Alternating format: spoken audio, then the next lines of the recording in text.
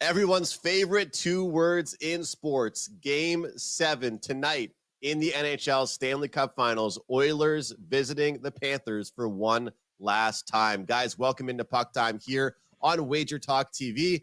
I'm Andrew, and of course, I have Carmine along my side for one more show. Guys, we can't have any more shows. There's no Game 8, no Game 9, no Game 10, Carm.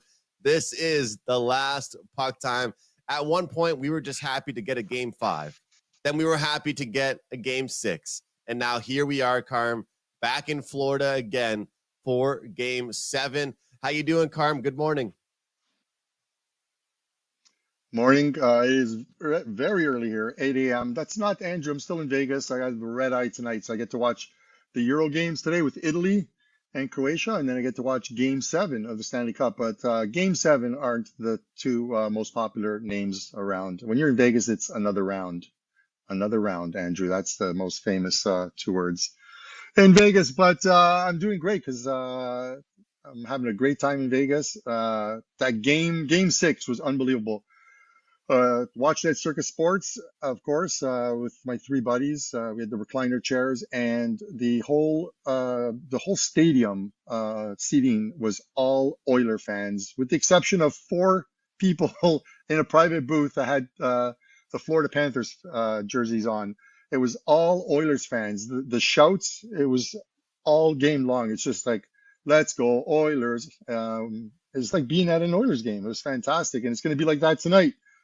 I'm so happy I decided to go red eye tonight so I could watch this game, Andrew. But someone asked me, who do you like? And I'm like, I honestly believe, even though the Oilers have won 3 straight games, that this game is a Game 7. It's a coin flip. The players know what's at stake here. If the Oilers can continue to play like they have in games 4, 5, and 6, then the Oilers should win tonight. But you can't discount the Florida Panthers. They're at home. We can talk about everything. Team at home, Game 7, last change. The biggest question mark, it has to be right now Bobrovsky, because Bobrovsky has not looked good right now in games 4, 5, and 6. And he didn't even practice yesterday. He wasn't on the ice for their normal practice, and he's pretty much practiced every single game day or off day, and he wasn't on the ice. So it remains to be seen. I don't think there's anything wrong with him, but it would be the perfect excuse, because we saw it last year with Florida. They looked absolutely horrible in the Stanley Cup Finals against the Vegas Golden Knights, and at the end of the day, all people talked about were injuries to Matthew Tkachuk, to a lot of the players, Monador. So maybe there is something wrong with Bobrovsky, but if there is one, it's the top right-hand corner and top left-hand corner. The Oilers finally discovered that you can score there, and they need to continue to do that. The interesting stat, Andrew, and I think we're going to be on the wrong side of this one, or in disagreement, is the total. I like that stat from Ralph Michaels, the Game 7s. Since the year 2000, the under is 6-0-1, one push. And that one push was the Boston Bruins against the St. Louis Blues that ended, I think it was 4-1, and that total was 5 in Game 7 when the Blues went into Boston and beat them. So the under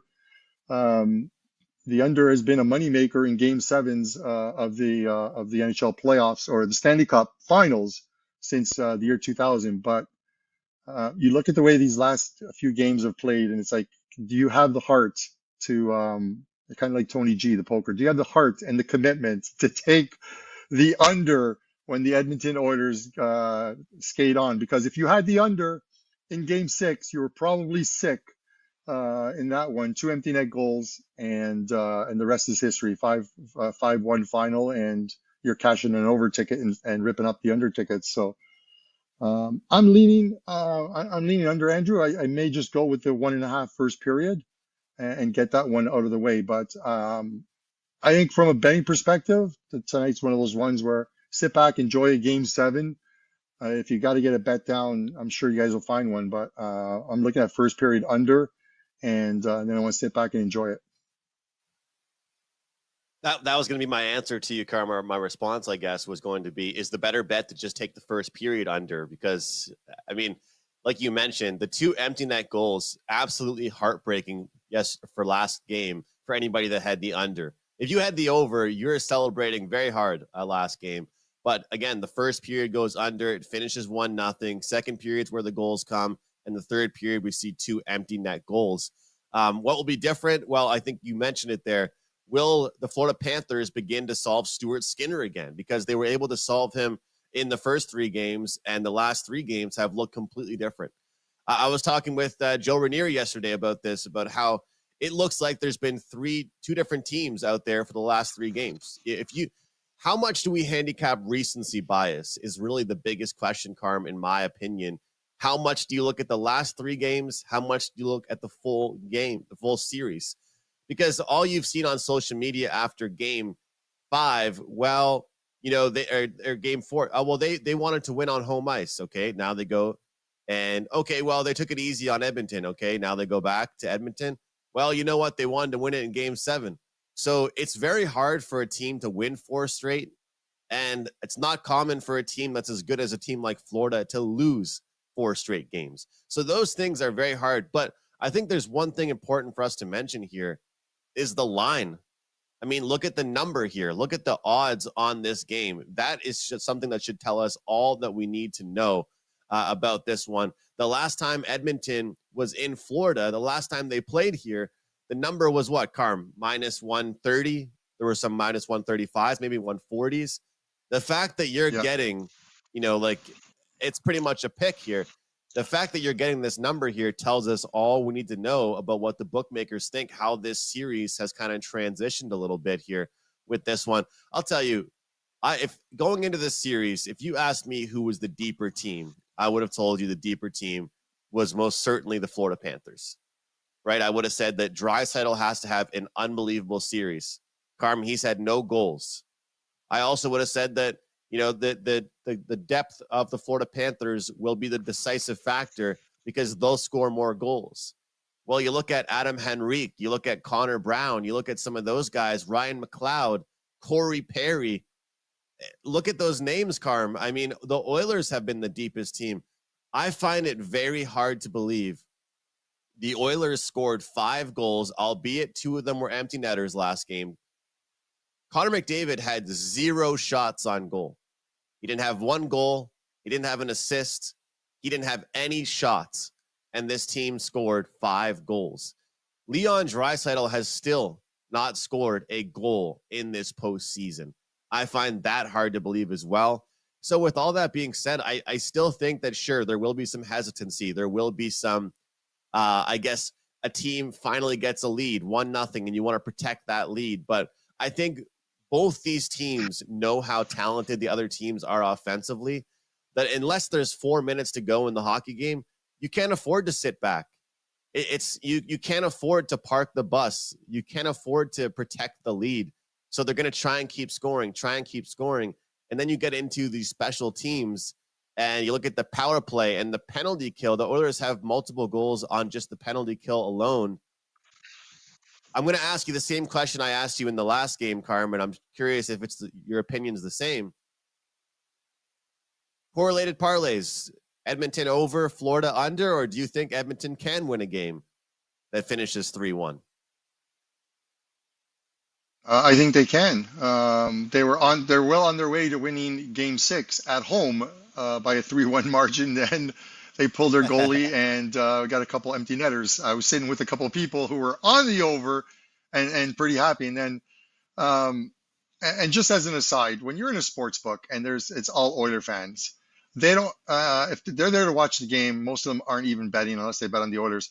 They don't understand the dynamic of an over better. So they're watching us cheer for the Edmonton Oilers, and then when Florida scores, we're standing up and cheering. Florida scores, and they're confused. They're like, "This guy was just cheering for the Oilers. We're cheering for the over." But Andrew, with that said, it's the nature of the beast. With that said, you know, this is probably one game where I wouldn't want to look at sort of the correlated parlay of Oilers and the over, or Florida and the under. Florida's going to have to be really good. They're going to have to play their best, because the Oilers have played their best in 3 straight games and have won 3 straight games. And it's going to come down to that goaltending as well. You know, the game will unfold 2 different ways. If Florida needs to get on top, they are such a better team when they have the lead. They help out Bobrovsky better. They collapse on defense. You've got guys getting their sticks on guys trying to get into the ozone. But if they fall behind, you have to wonder about their psyche, their mentality on that bench, that we're behind again. And, you know, I'm not saying it's anything soft, but if Bobrovsky lets in something soft, these guys are going to be made to wonder, can we even beat this team? For most of this playoffs, every single team that has played Florida have thought, how do we beat this team? And the Edmonton Oilers figured that out, and now it's Florida looking at Edmonton and thinking, how do we beat this team? Because Edmonton's pretty much dominated 3 straight games against them. So it all falls on what Bobrovsky can do, whether they can protect him, whether they play a better defensive game in front of them, because possibly there could be something wrong with them. I'm just speculating. I'm not saying I know anything, but when a guy misses the skate around, even on the off day, after having an extra day because of the travel day, the 2 travel days in between, it makes you wonder, just because of what happened with Florida last year in the Stanley Cup Finals. I do want to say this. The NHL, I understand, we knew the schedule going into the Stanley Cup Finals, that between games 2 and 3, there would be 2 off days. We knew between games 5, 6, and 7, there would be 2 off days. But the NHL completely missed on not having this Game 7 Stanley Cup Final on Sunday night. Nothing else going on. Primetime TV, Game 7 of the Stanley Cup Finals, and we're watching it on a Monday instead of a Sunday. It makes absolutely no sense to me.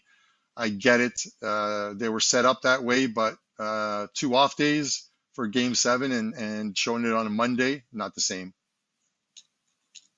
Carm, I didn't plan on having a few beers on a Monday night, but here I am. I find myself planning on having a few drinks tonight because of the way the game fell. So, hey, I don't mind it. I don't mind it, but you're right. They missed out on an opportunity for the Sunday night game. You know, Carm, when I look at this series overall, I think that, you know, people were describing the Oilers with playing with house money the last few games, right? You're down 3-0. What do you have to lose? You're playing with pride to not get swept. You know, then it's 3-1. Okay, let's give ourselves a chance, 1 game at a time. Then you tie things up. What am I saying here? Well, there's no house money anymore, right? There's no house money. There's no, well, if we win, you know, we move on, we play one more. This is the game. And so, you know, all the Florida media, because I know I've been talking up the Oilers a lot, but all the people talking about it with Florida, it's very simple. If Florida wins tonight, nobody will remember the collapse they had in this series. It won't matter. When they're at the parade in Sunrise, it won't matter. When they're raising the cup over their shoulders, it will not matter. And they're still a very capable team. The thing that I really just have a tough time believing with this Florida team right now is their depth. And anybody that follows me on PuckTime knows that that's a really important factor to me in the NHL. And when it comes down to it, I have seen far more names on the score sheet for the Oilers than I have for the Florida Panthers. If the Florida Panthers are doing something, it's probably because of Alexander Barkov. It's probably because Sam Bennett made a nice play. Maybe Evan Rodriguez. But where has Verhaeghe been? Where has Reinhart been? Where have some of these guys? Aaron Ekblad does not make the amount of money he makes to be a defensive defenseman. They need him to be able to produce offensively as well. So a lot of that stuff kind of confuses me about this Panthers team. I thought they were the deeper team, but let's not act like this series is over.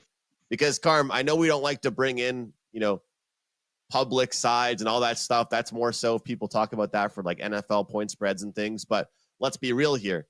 For the past few games, people were all over Florida. Yeah, Edmonton doesn't stand a chance. Edmonton's going to close it out, or Florida's going to close it out. Florida's going to close it out. And now I can't find anybody that likes Florida tonight. It seems like everybody likes Edmonton. And that's a little bit concerning. But you can tell by the odds makers, the way they open things up, not making it minus 130, making it pretty much a pick 'em here. They agree that the Oilers have certainly taken a hold on this series. Any props for you, Carm, at all on this one? I know we don't have to have too many here, but anything stick out to you? I actually went downstairs and picked up the nice. Where is it here? The Circa betting sheet on the props there.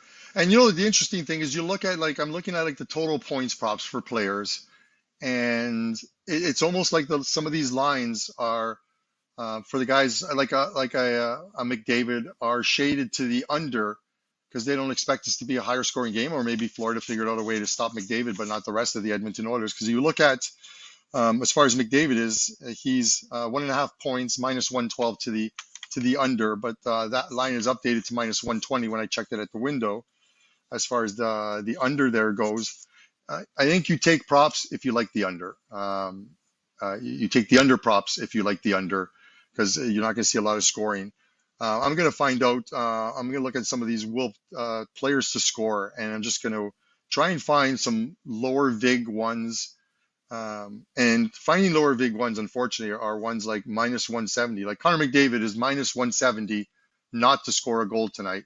We know he's been the setup guy all playoffs long. He's been the setup guy. So if you're taking him to score tonight, he's plus 150. If you're taking him not to score tonight, and the Oilers could very well win this game, and he doesn't score, he just becomes the assist guy. He's minus 170. It's a Viggy, that word again, Andrew, Viggy. It's a Viggy play, but it's ones where you look at it and you may want to take it. The first goal scorer, and this is one that I kind of like, Andrew, is as long as Zach Hyman does not get in the way of his shot, Evan Bouchard is 28-1 to get the thing. If there's a power play and he's on the point, the number one of the number one power play unit. If that guy gets a shot on goal, you got to get out of the way. That thing has a stream of fire behind it. It's kind of like the old Fox where they used to put the tail on the puck, which that was one of the worst ideas ever as well too. If you can't follow a puck on the ice, then you shouldn't be watching hockey. But with that said, I'm a grumpy old man today. I think it's because I had to wake up so early to do this show.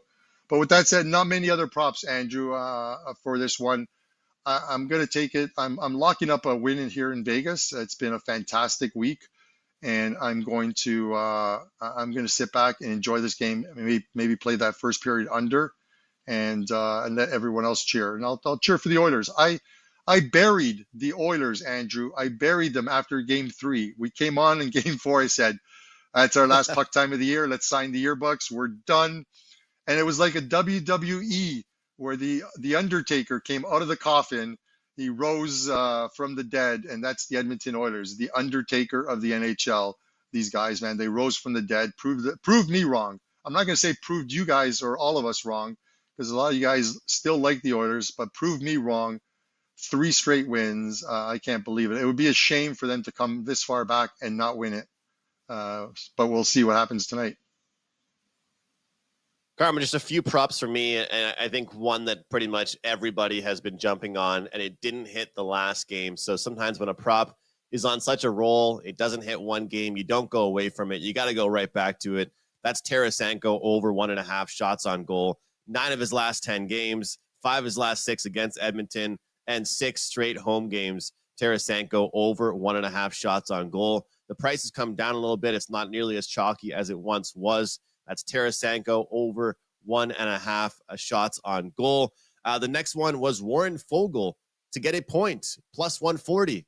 I believe you take Warren Foegele to get a point tonight, and you take Sam Bennett to get a point tonight. Both of them are in the same ballpark as far as the plus 140 mark. I think at least one of them gets a point for you, and you can earn some money and at least get 0.4 units out of that by looking at kind of the depth pieces on that team. Zach Hyman, I'm going to take him over 3.5 shots on goal. We've seen 6 straight games. Every game in this series, Hyman has not reached the 4-shot mark. To me, this is going to be kind of a strategy here for the Oilers, which we have seen almost a flip from the first 3 games to the last 3 games. The Oilers have been firing everything they possibly can at the net. The Panthers in the first 3 games, they put everything they possibly could at the net. And now, for some reason, they're being very selective with their shots on goal. So I'm going to go over 3.5 for Zach Hyman. And this one might surprise some people a little bit, but I'm going to go under 26.5 saves. We're going to bet this one last time. Stuart Skinner under 26.5 saves. I know it's game 7. I know desperation's there. I know if Florida is down, they will be firing every puck they can at the net. But to your point, Carm, when I asked you if you thought the Oilers could win in a defensive fashion, I think this prop kind of proves it, even though I kind of lean towards the over. Under 26.5 saves. Because let's say he does give up 1 or 2 goals, right? So all of a sudden that means that they probably have to get 28, 29 shots on goal. I think, to me, this defensive core has been very underrated, and a lot has to go credit to Chris Knoblauch as well. Jay Woodcroft gets fired. This team is like bottom 5 team in the league, and after 3 straight games of losing in the Stanley Cup Finals, Knoblauch makes some changes, and the defense has been great. They're getting the puck out, not wasting any time. And through the first 3 games of the series, all the goals for Florida were pretty much off turnovers for the Oilers. While those turnovers are certainly cut down now, and we're not really seeing them as much. So that's it for me. I really do like some of those ones. And I will say, because I know a lot of people are probably going to be itching to bet on Connor McDavid, this is my 2 cents. I would rather take him over 1.5 points than I would with the over 3.5 shots. As Carmine mentioned, he is a facilitator. He is a playmaker just as much as he is a goal scorer. If they do score a power play goal, chances are he gets an assist or a goal on that one. So over 1.5 points for McDavid, I think, is the better bet. And I got to go back to Aaron Ekblad over 1.5 block shots because he didn't get it last game, but he got it in 5 straight before that. So I'll probably run that one back as well. Carm, that's it for me. That's all I've got on this game. I'm looking forward to it. I do think the first goal is very important. All 3 games, the Oilers won, and I think you talked about it. They scored the first goal. So very interesting to see how this game plays out, how it starts, and really kind of see if Bobrovsky can get a few big saves early for his team, because that will certainly set the tone for this one. But Carm, that's it for me, man. I'm locked and loaded. I'm pumped up, and I got a few bets for tonight. Game 7 NHL. This could be possibly one of the biggest games in NHL history. I will say, this is the biggest game probably that I've been alive for. Not to be dramatic, but this is probably the biggest NHL game I'll probably have ever watched. In my life. I think that's not even really being too dramatic, Carm. This is a pretty huge storyline here. Yeah, no, it's going to be a good one. One of the guys, Russell Deck, asked if this is one of the top three Stanley Cups ever. I could probably put it right up there. There's been some very good ones, and this is good. This has been good. You don't expect a team to come down 0-3 and come back and tie a series up, and the way in which they've done it. To your thought of, can the Oilers play defense? We have to remember 16-game win streak during the regular season, and it was all defense. They weren't allowing more than 2 goals in any of those games, if I remember correctly. They put on a defensive masterpiece during the regular season to get into the position where they were and get into the playoffs and make this run. So they can play the D. It'll be interesting how the way the game goes tonight. I hope it's not a blowout. I hope for either team. I hope it's a good game. And you know what's better than Game 7 NHL action, Andrew? Overtime Game 7 action. That is what is better. Come on, let's get an overtime in there. I may have to change my red eye. Actually, I'm leaving myself enough time because I'm on the red eye. This game starts 5 o'clock Vegas time. I think I'm budgeted for a couple overtimes. If it goes to 3, I could be watching it on my phone in a cab heading to the airport. So we shall see. Guys, this is obviously the last show. This time I'm confident it is the last show of this NHL season. We absolutely appreciate you guys always tuning in, sharing information, putting your plays into the live chat, commenting, and being part of the PuckTime community. We really appreciate it, guys. So Andrew, if we're good, let's sign off, and we'll see you guys in September, October. We are good. We are good. Guys, thank you so much for being with us all year long right here on PuckTime. The channel continues to grow here on WagerTalk TV. PuckTime, the community continues to grow here. And what better way to end the season off with a Game 7. Guys, enjoy the game. Bet responsibly. Best of luck. We'll see you next time, next year, right here on PuckTime.